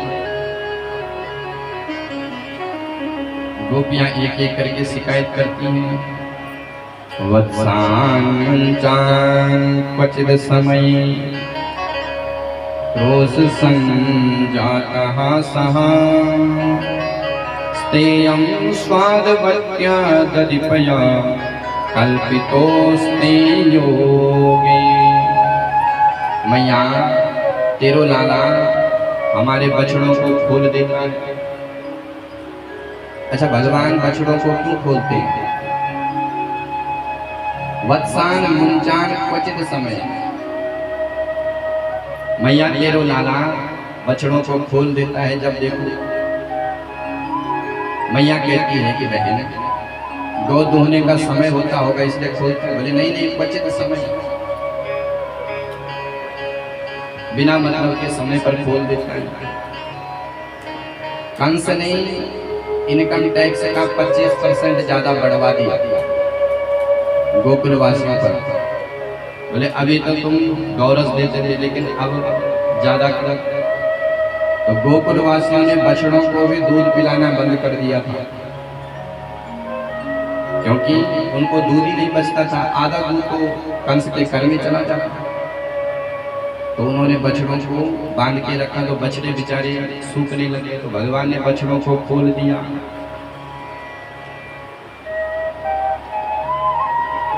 एक गोपी कहती है कि मैया, एक दिन तेरो छोरा मेरे घर में घुस गया,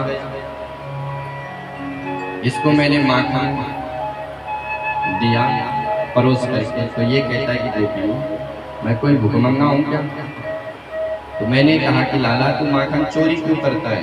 तो ये कहता है कि गोपी, चोरी के माल खाने में आनंद ही कुछ और है, वो बढ़िया लगता है।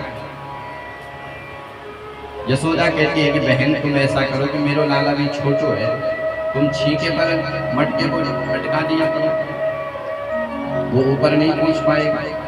तो दूसरी गोपी आगे आ जाती है कि बहन तेरो लाला ऐसो करामाती है कि उसने एक मंडली बनाई है, और उस मंडली का नाम है चोर विद्या प्रचार प्रसार मंडल, और चोरों के सरदार ये स्वयं बनी है। तो उन्होंने एक मंडली बनाई है, एक के ऊपर एक के ऊपर गोल घेरे में खड़े हो जाते हैं। उस सबसे ऊपर कन्हैया खड़े हो जाते हैं और उस छींके को भी तोड़ देते हैं। एक गोपी और आगे आगे, मैया तू मेरी और सुन, बहन तूने सुना? गोपी कहती है कि मैया, एक दिन तेरो छोरा मेरे घर में घुस गया, और जब इसको कहीं माखन नहीं मिला तो ये बड़बड़ाने लग गया कि ये घर है कि मरगट, यहाँ तो खाने वाली कोई चीज ही नहीं मिल रही। संयोगवश मेरी बड़ी छोरी कमरे में सो रही थी, और ये चुपके से दबे पांव कमरे में घुस गया, और मेरी छोरी की चुटिया पटिया पर, खटिया की पटिया पर बांधी, पलंग पर कस के बांधी, और उसके कान में कह दिया भूत। जो उसने भूत सुना तो एकदम वो उठी, और जैसे उसी को चुटिया तनी, वो चिल्लाने लगे, अरे मैया मोह को भूत ने पकड़ लियो, मोह को भूत ने पकड़ लियो। मैं दौड़ी दौड़ी गई, अरे छोरी क्या बात हो गई? जैसे ही भीतर गई तो तेरो छोरा जो है भागता नजर आएगा। तो मैया तेरो लाला जो है घर घर में भूत भूत बनकर भी डोल रहा है। खूब भगवान खूब माखन चोरी करते हैं। एक दिन प्रभा नाम की गोपी भगवान के पास पहुंच गई, अरे लाला तूने सबके घर में तूने चोरी करी, मेरे घर में चोरी करके दिखा, तब मानूंगी। तो भगवान कहते कि प्रभा मैं कल ही तेरे घर आऊंगा और चोरी करूंगा। तो भगवान पहुंच गए, और वो तो घात लगा के बैठी थी, उसने धम से लाला का हाथ पकड़ लिया। बोले लाला अब तो प्रमाण पत्र मिल गया, तेरी मैया के सामने तेरी खूब शिकायत करूंगी। अब कन्हैया कह रहे हैं कि प्रभा देख मेरे को छोड़ दे, नहीं तो मुझसे बुरा कोई ना होगा। गोपी कहती कि नहीं लाला आज तो तेरी करामात करूंगी। तो चलते चलते जो है अचानक प्रभा नाम की गोपी के जेठ जी सामने से आ रहे थे। कन्हैया कहती अरे प्रभा तेरे को बिल्कुल भी शर्म नहीं है, तेरे जेठ जी सामने से आ रहे हो तो पल्लू तूने ऊपर के उठा के रखा है। तो प्रभा नाम की गोपी ने पल्लू नीचे किया, इतने में कन्हैया ने प्रभा नाम की गोपी के देवर को इशारा किया, बोले भैया इधर आओ। इशारे में पहुंच गया, बोले देख मैं तेरे को माखन का गोला दूंगा और तेरे को मैं अपनी पार्टी में मिला के रखूंगा, तू मेरा ये बात कर। पूरा समझा दिया उसको, तो वो भी राजी हो गया। कन्हैया कहती अरे गोपी तूने मेरा हाथ इतनी जोर से पकड़ के रखा, कम से कम दूसरा हाथ तो पकड़ ले। तो प्रभा को लगा कि लाला का हाथ छोटा सा है, तो ठीक है लाला दूसरा हाथ दे दे। तो कन्हैया ने उसके जेवर का हाथ उसके हाथ में पकड़वा दिया और अपने आप सीधे पहले ही भाग गए, पहुंच गए यशोदा के पास और मैया की गोदी में सो गए। मैया ये जो गोपियां हैं ये बार बार मेरी शिकायत करती है और तेरे को डर नहीं लगता है? मैया मैंने सुना है कि तेरे को मैं बुढ़ापे में मिला हूँ, बड़ी मुश्किल से मिला हूँ।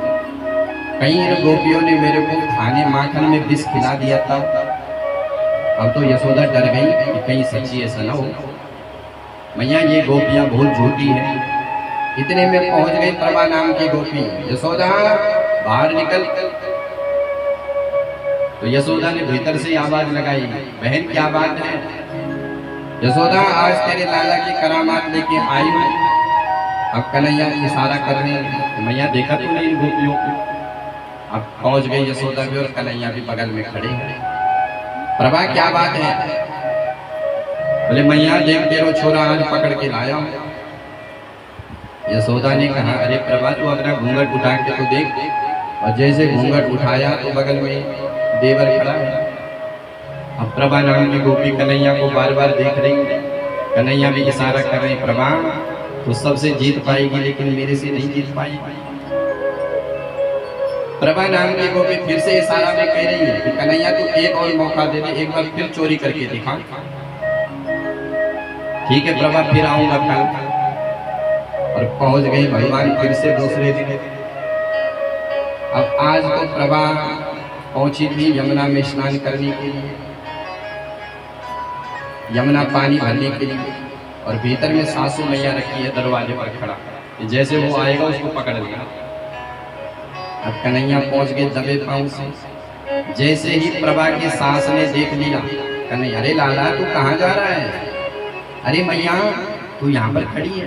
अरे मैया मैं तेरे से मिलने के लिए आया हूँ। क्या बात हो गई? बोले मैया तेरी बहू कहाँ है?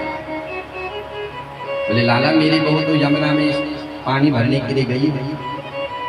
अरे मैया यमुना में वो पानी भरने के लिए गई, लेकिन उसको किसी सांड ने मार दिया। उसके सांड ने सिंह घुसा दिया। अब तो वो सास एकदम से घबराई। बोले जल्दी जा, तेरी बहू सड़क पर पड़ी है। अब सास तो बहू को बचाने के लिए गई, तब तक हमारा घर साफ हो गया। तो ऐसी ऐसी लीलाएं भगवान ब्रज में करते हैं। कभी कभी छोटे बच्चों को, सोए हुए बच्चे हैं, गोपियों ने सुला दिया अपने बच्चों को और उनको चूटी काट करके भाग जाते हैं और वो बेचारे खूब रोए। अब ये जितनी भी लीला है ये गोपियां कल्पित लीला कर रही है। सुखदेव जी कहते हैं कल्पिता, अपने मन से बना रही है। क्यों? क्योंकि लाला का दर्शन का मौका तो मिले, बहाने से भगवान के दर्शन के लिए जा रही है। सुखदेव जी कहते हैं परीक्षित किस प्रकार से भगवान ने खूब माखन मिश्री की लीला करी। एक दिन भगवान ने मन में विचार किया कि माखन तो खूब खा लिया और अब जरा ब्रज की रेणु को भी तो चखे। ब्रज की 3 चीज प्रसिद्ध है, ब्रज की धेनु, ब्रज की वेणु और ब्रज की रेणु रज। तो भगवान ने विचार किया कि धेनु चराएंगे, वेणु भी खूब बजाएंगे, पर आज जरा ब्रज की माटी को भी तो चखूं। तो एकदा क्रीडमानस्ते रामज्ञा गोपदारुका कृष्णो मृद भक्षितवान् इति मात्रे निवेदयन्। एकदा भगवान खेलते खेलते ब्रह्मांड घाट पहुंच गए। रमण रीति में भगवान ने देखा कि मिट्टी का गोला और गप से कन्हैया ने मिट्टी को खा लिया। और दाऊ जी ने देख लिया, अरे लाला तूने माटी खाई? कन्हैया कहते कि नहीं भैया मैंने मिट्टी नहीं खाई।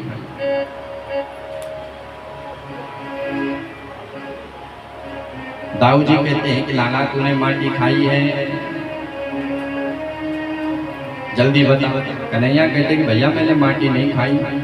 तो दाऊ जी ने माता यशोदा से शिकायत कर दी कि मैया तेरे लाला ने माटी खा ली है।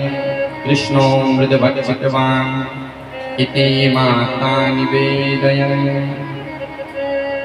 महाराज दाऊ जी कह रहे हैं तेरे लाला ने माटी खाई, यशोदा सुन माई।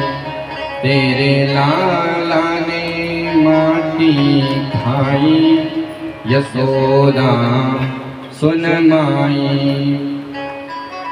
मैया ने जैसे सुना तो मैया कहती है कि अरे लाला कल तक तो माखन मिश्री खाता था, मैंने कुछ नहीं खाने वाली चीजें खा लिया तो खा लिया, पर आज तो मिट्टी खा रहा है। और अगर मैं फिर भी शांत रही तो कल के दिन तू गुटखा और पुड़िया न खाना चालू कर दे। दूध दही को कबम न नाकी, फिर लाला तेने माटी खाई।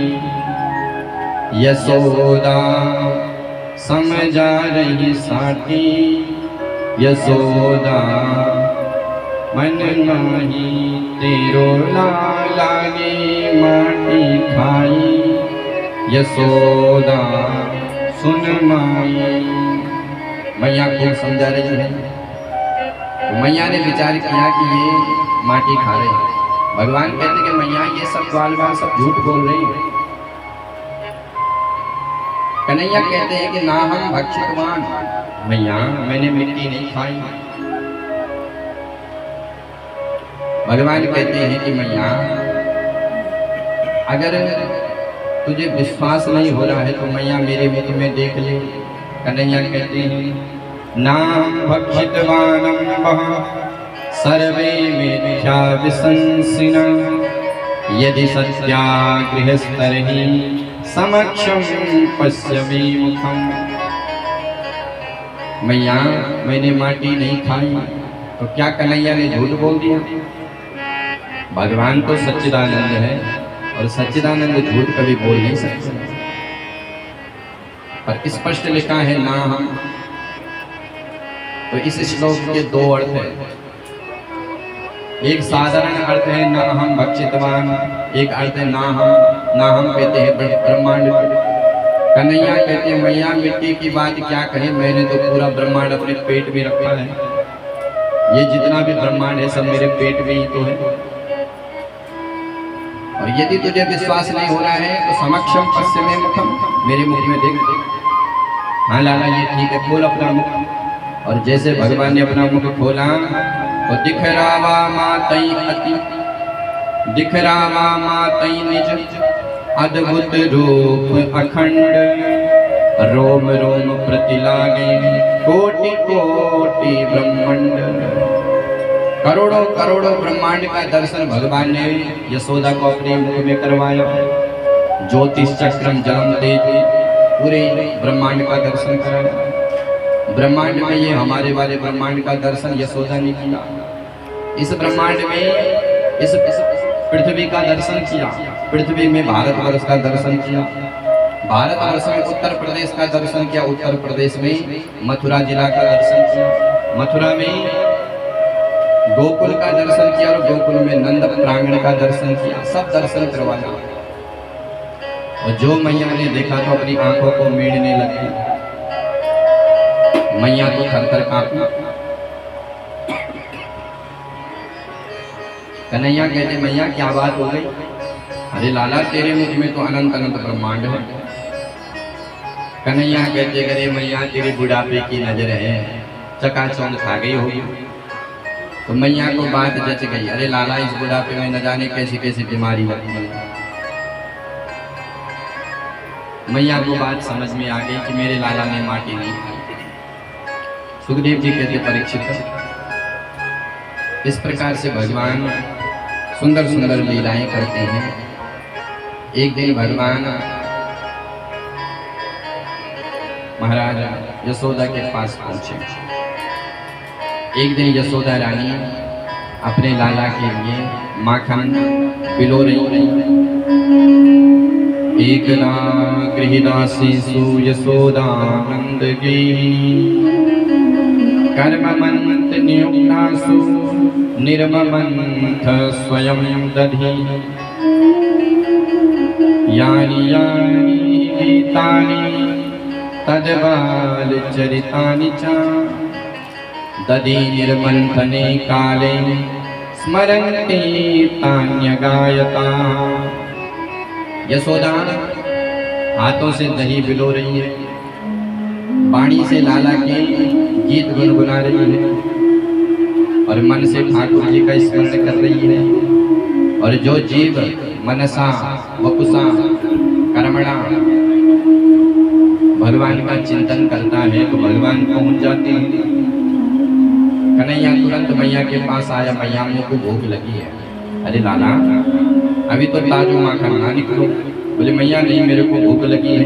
तो मैया ने अपना स्तनपान करवाना चालू किया। बीच बीच में कन्हैया अनेक प्रश्न करते हैं। मैया तो को एक बात पूछो। अरे लाला तो 100 बात पूछ। बोले मैया तू ये बता कि तो को दूध प्यारो लागे कि दूध प्यारो लागे। अरे लाला तेरे सामने दूध क्या चीज है, मेरे को तो दूध प्यारो लागे। कन्हैया बड़े प्रसन्न हो गए, खूब किलकारी भरते हुए मैया का स्तनपान कर रही है।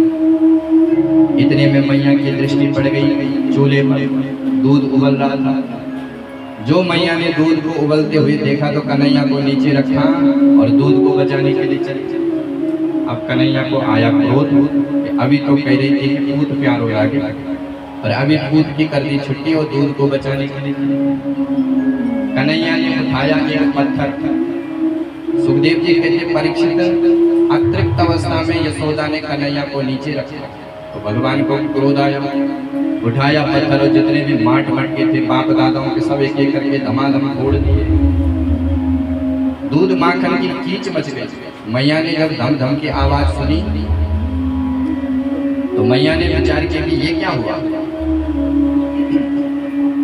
मैया जैसे भीतर आई तो महाराज वहां पर तो सब मटके फूटे हुए हैं।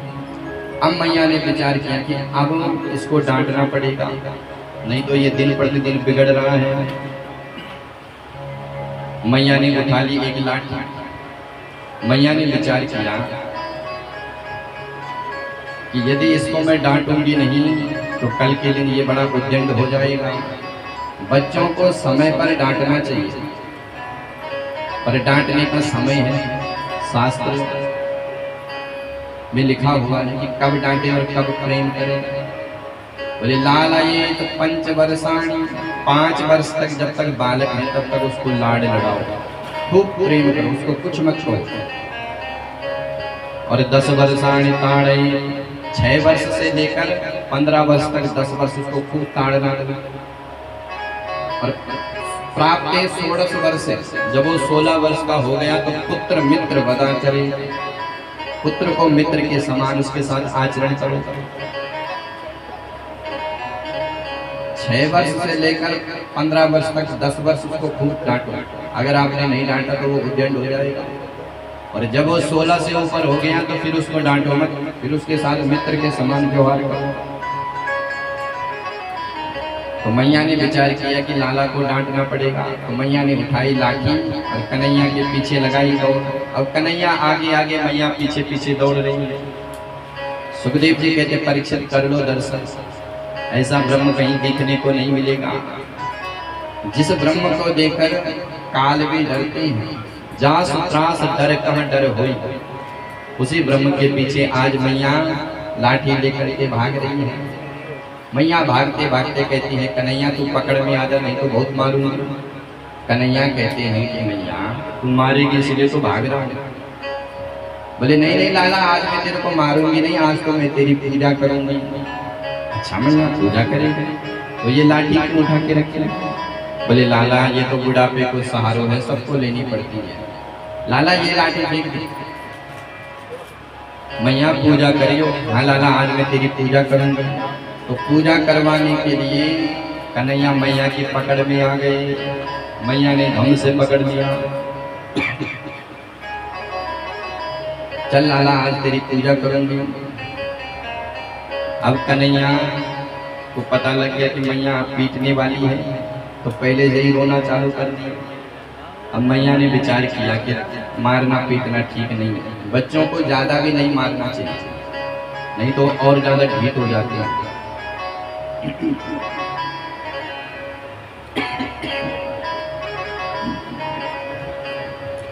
तो मैया ने एक रस्सी दी दाम और उखल में भगवान को बांधना चाहा।